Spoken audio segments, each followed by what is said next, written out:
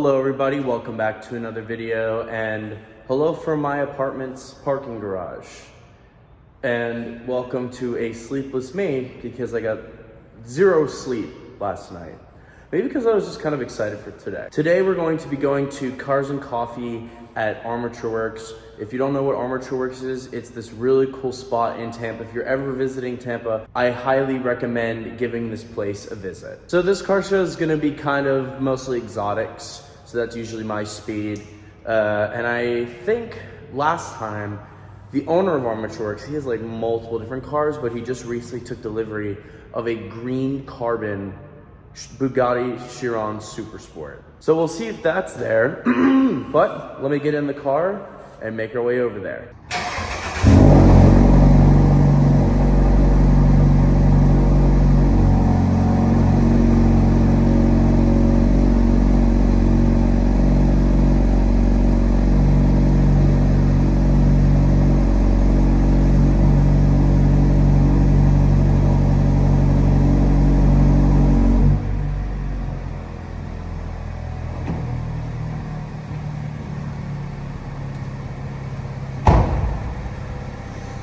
All right, not too bad of a cold start this morning, and I probably should have washed my car for this, but oh well. I haven't washed this thing since the vlog I went to Miami, so it's been it's been that long.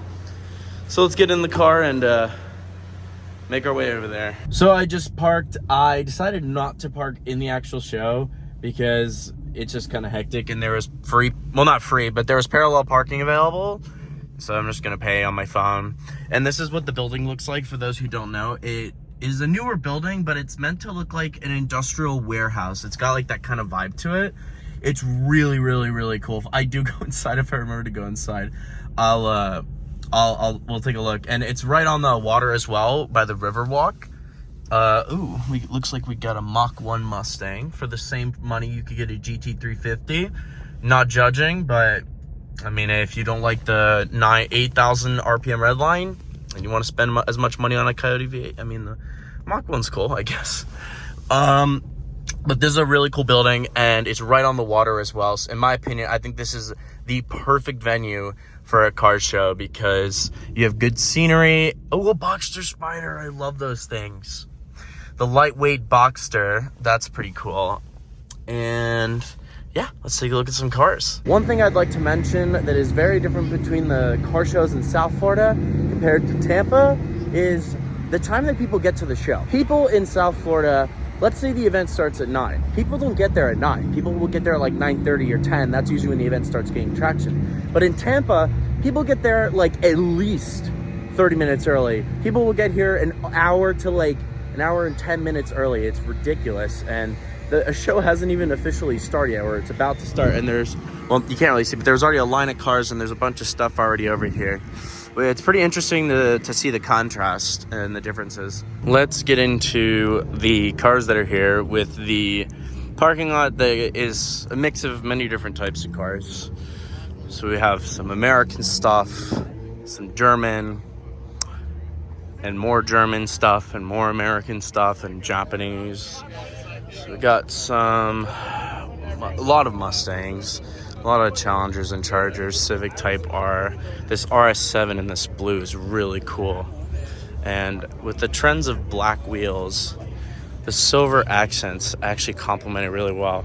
Those wheels definitely need a clean. The amount of brake dust that is on there is insane. E46 M3 convertible, some Civic Type Rs, M3, GT3. The blue, shark blue in the headlight. Okay, interesting. It works, I guess. Z06. I don't know. I think this is just a normal Grand Sport, or fucking, I don't know, just a normal C6. M6 Grand Coupe 240. Oh my gosh, I think this is it the Volkswagen Cabriolet? I could be mistaken, but GT350. This is just a beautiful spec. I love the blue and the white, iconic Shelby colors. This is a GT500. Yes, Boss 302. Other 5.0. Looks like some bumper needs to be painted on that. Giulia Quadrifoglio.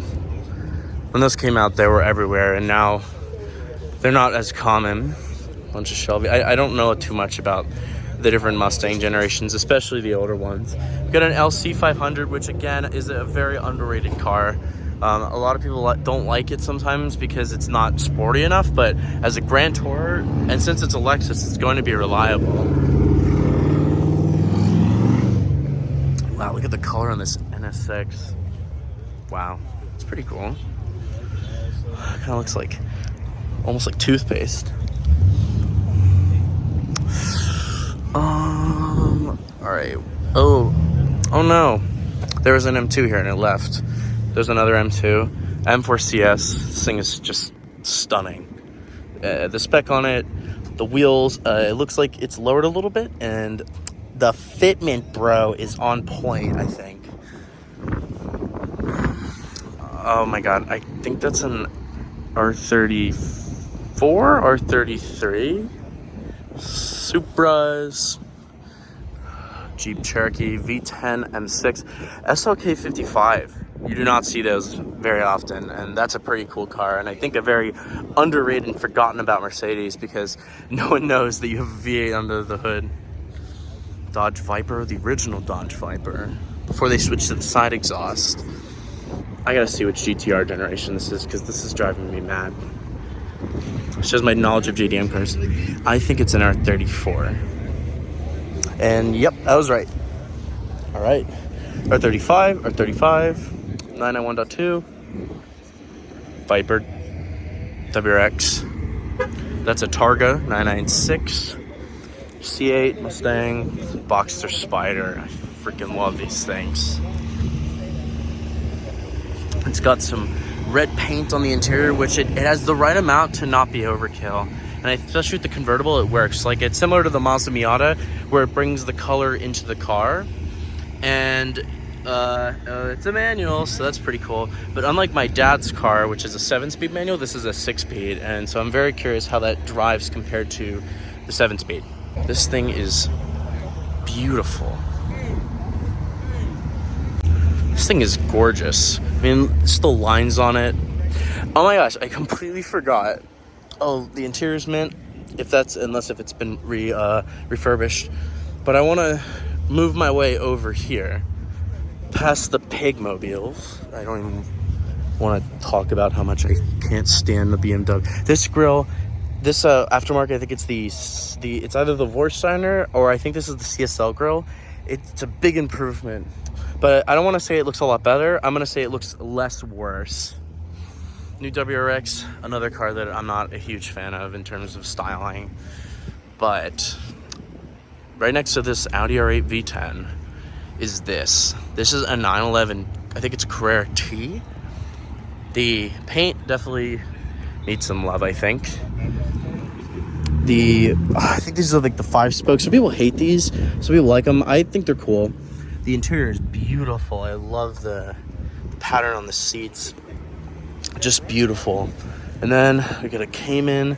What's interesting is the person badged it as the 981 here, which is the chassis code for the car. That if you are a person that doesn't know cars, you'll be incredibly bored by this because Porsche is probably one of the most complex generation as well as models because they have 5,000 different models. And then is that Eric Wonderman? And it's got the lug nuts with the lugs and the nut. Look what we got rolling in here. A Lamborghini Murcielago, a Roadster. Wow. Oh, this was definitely a special treat. Was not expecting to see a Murcielago today. These things are becoming rarer and rarer. So that was my friend Eric that I ran into. And we walked around over there. I'll film over there. But we got the Murcielago Roadster here, and this thing is absolutely stunning. And it's a manual, and these things are incredibly desirable. This is this is not the LP640, and if you want an LP640 with a manual, they're really hard to find. But I mean, seeing a manual Mercy is quite the treat, and the Roadsters are not very common. And if I were buying a Mercy, I would get a Roadster. But my God, this is a really special treat to see one of these things. And it's got the air intakes up. Wow, this is so cool. All right, now moving on over here. Got a M2, 911 Turbo, 997. The new Type R, which in my opinion looks way better than the old Civic, but I'd put that color on that, but this white looks very good. This M2 has the M Performance exhaust. 991.1 Carrera GTS Turbo GT. This set the lap record for the fastest SUV around the Nürburgring. And you can see it's got titanium exhaust because it's got the blue inside of it. What are you pointing at? Titanium exhaust. It's Nice. the titanium exhaust lifestyle. Brooklyn Gray M3 Comp. It's a very interesting wrap on that 992. That's a 570 GT, which is like a Grand Touring version of it. And the way you can tell is inside, right there where it's body colored, that part is usually black or carbon on the normal 570S. However, on the GT, it's body colored. And then we got a 997.1 GT3 RS. So over here, we got a pretty cool selection. One of the most beautiful specs on an Aventura RS. It's got the SVJ wheels. And this has got the comfort seats inside with blue accents and blue stitching. And then you can see the engine. And for those who don't know, this right here, the numbers under V12 is the engine's firing order. And it's actually not centered, which if you have OCD, don't buy this car. And then we got an F8 Tributo. It says either Grand Sport or Z06. Got a lowered F12 on, in my opinion, some pretty hideous looking wheels, but that's all right. V12 Vantage S. This is a beautiful color. The red accents, I don't know how I'm feeling about it, but I don't care because this thing is stunning. Looks like it's got some condensation in the taillights. And then, oh, look at this interior. That's definitely very interesting. Rolls-Royce Ghost, Performante, 12C Huracan, Dodge Viper, Aventador SV Roadster. Oh my God, this thing's stunning. And it has the comfort seats instead of the sport seats. And the sport seats in the SV are probably some of the most uncomfortable seats I've ever sat in. You sit on them and they're rocks. But wow. So moving on over here, we have a Karma Rivero 911 Turbo S. Looks like a Carrera S or Carrera Cabriolet F-Type SVR. And then what's really cool is you have a very similar color. I think this is Love Orange. This is a slightly different shade. We have the GT3 991.1 and then the GT3 RS 991.1. So you really get to see the differences. And the GT3 RS is definitely a significant amount of differences. And it just looks absolutely insane. And then over here we got a Viper GTS, a Gallardo first gen, promoting their YouTube channel. And then we got a Corvette, and then a wide body Mustang GT, and that is a Noble. Now, I don't know what model it is, but it's a Noble. And there's two Nobles at this car show. Two more Nobles than you would probably ever expect to see. So we got a Brooklyn Gray M3. Anytime I see one, I say I'm pig spotting, because the front end looks like pig nostrils. 458. We'll get into that over there later. We have the new McLaren Artura, which is the V6 McLaren, and then we got an S2K with an engine swap. I think it's an LS motor. But I'm gonna get into the Artura here. Very interesting color. McLaren always does. Oh, he started it up. Perfect timing. Sounds quite good.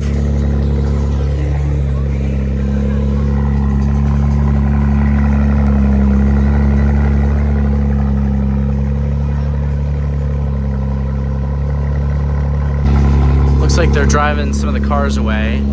This is like dealership stuff. Oh my God, look how low this Bentayga is. This is the extended wheelbase Bentayga. Because you can see a much longer rear door, the headroom and the legroom, and that probably is nuts. This is a Vantage AMR. I know this guy, I think his name is Darkshear on Instagram. Pretty cool dude, beautiful car. C8, this is like similar to Lava Orange. Then we got an i8. I still think this car looks so nice after so many years. This car's almost 10 years old. And then we got a Cayenne Coupe, which is I have no clue what it is. And then we have another Vantage AMR. This is a very cool color, and I much prefer the wheels on that than to the other one personally. The wing kind of looks a little like an afterthought, in my opinion. We got a DBX here, which it's okay. I'm not crazy about it, especially the spec with the gray interior. But let's move on to over here, where we got a F430 Scuderia. And this thing in black looks so mean. This is a really cool car. It sounds incredible. Lightweight. I mean, it doesn't even have carpets. You got the fire extinguisher, and the gauge cluster looks awesome. And then, of course, you can see inside of the engine as well. And then over here, we have a 296 GTB. And this is pretty much the exact same spec that I saw on the car rally. And I've kind of stated my opinions. I don't like this whole design with the very much contrasting colors. But the silhouette of the car is stunning. I think it's much better looking than the SF90. And if you ever hear clips of these, especially from the inside, they actually sound kind of like a baby F12. Because it's a V6, and you can see the V6 in here, and it is very low down. And then the signature design of the 296 are these holes that oh, there's that wide body Mustang. The holes get progressively smaller, and then you have the center exit exhaust, which I think looks really nice as well. And then over here we have a very traditional Ferrari spec F430 red with tan leather. Let's take a look. Yeah, and it's got the Daytona in the seat. I think it's called the Daytona pattern. And yeah, it's really nice. Let's move on to this area. So at some other car shows I've seen in this area, like some of the heaviest hitters, there is no Super Sport here, unfortunately. But we do have an 812 GTS. Wheels, I'm not really crazy about these, but I mean, a naturally aspirated V12. And this is actually green. It's definitely a unique spec with the yellow stitching. And then we got another, I think this is a Scud as well. Yep. And I think we got a Cobra replica car. I don't know what, F4321 car, I don't know. Urus, another 430 scooter. There's a lot of these. Isle of Man blue, Isle of Man green M3. This is the non-comp because there's a chrome logo on the side, and that means that this is a manual. And we got a Rolls-Royce Ghost, Audi R8, and then finally, we have a 911 Turbo S that looks like it's by Tech Art, but I could be wrong. It's definitely very wild spec. The blue with the gray, I don't know how I feel about it. It looks very, very out there. It's very un-Porsche because Porsches are usually a little more reserved, and this thing's just crazy looking. It is Tech Art, I was right. And yeah, that's pretty much all that's here. Hello everybody from the future from that video. I was very, very tired, as you probably saw in that video. The night before I pulled an all-nighter, I had a lot of trouble sleeping that week, so I was kind of a hot mess that day. However, it was a lot of fun. And of course, like almost every video I vlog, I forgot to film an outro, so here it is. I would like to thank every single one of you all for watching this video, and I will see you all in the next video.